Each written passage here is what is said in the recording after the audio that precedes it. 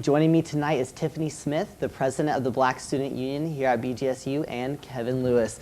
Thank you guys very much for coming in and talking to us, but just kind of to get into the topic, can you explain what took place that night for this particular situation to reach the point that it unfortunately did? Sadly, Lucas, there was nothing that happened to make this event occur. Pretty much, from our standpoint, we were downtown, having a good time. There was an event first for Alpha Kappa Alpha Sorority Incorporated in the Union.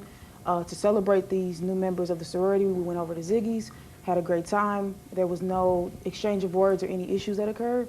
And once we kind of got home and got on Twitter and checked social networking, we seen these tweets. And it really kind of, tore the night down. It kind of broke the night down. I don't know how it affected you, Kevin. Yeah, I actually woke up from a text from my friend that she screenshotted all of the tweets. So I woke up and she was like, "Did you see these tweets?" And I'm like, "No, I'm just waking up." So it was definitely surprising to see. So it's things you kind of learned through your friends that they were saying, hey, have you seen this? And you guys were just getting these messages. So I know you said it brought your night down, but just personally, what's it like to see something like that people would go out of their way to make remarks like they did? Personally, I first seen it myself on Twitter, the guy who said FN words.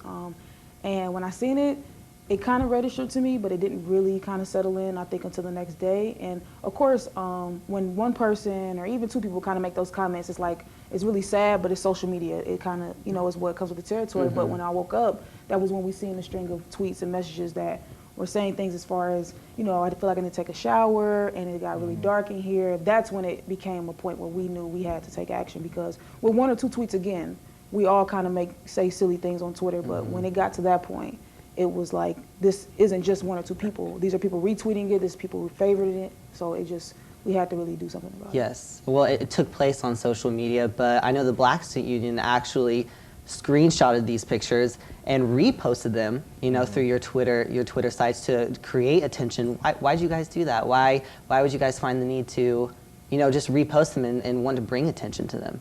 I think it's just about awareness and making sure that the community has seen what we are causing an uproar about. Like we have the evidence, we have it shown out. So we just wanted to show the reality of what happened that night and the tweets and everything. So it was just a reality check, really, and to bring awareness to what happened. So. Oh, I'm sorry. Oh, no, go ahead, but go to ahead. kind of add to that, at the same token, when the situation with Coach Orr happened last semester, this isn't a single event. This isn't the first time that racialized things have happened to African Americans in this community.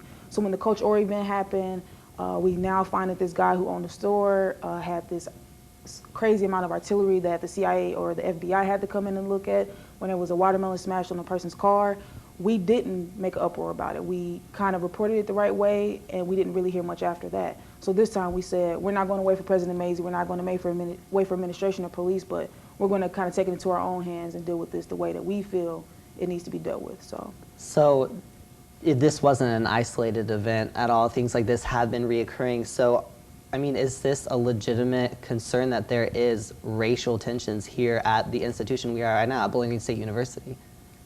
Well, I believe there's always, a possibility that racial tensions are going to occur whenever there is a diverse community like BGSU. So there is potential for the things to happen, and that's why, the Black Student Union is here. That's our goal, to, bring awareness if these things happen. But before this, I've never really had a problem with, I'm only a sophomore, so, I don't really know about Tiffany's experience. So. And I guess another perspective is just simply, it's not really a question if there's a racialized situation happening. It is happening. So it's not something, when, like I said, one thing happens, another thing happens, we're calm and we're okay, but this has been like 5 or 6 different things that have happened. So it might be isolated, it might be happening all across the country, but we just know right here in our city and in our school, it's not going to happen to Black people, it's not going to happen to LGBT people, it's not going to happen to anybody here who calls this place home, because I personally love Bowling Green.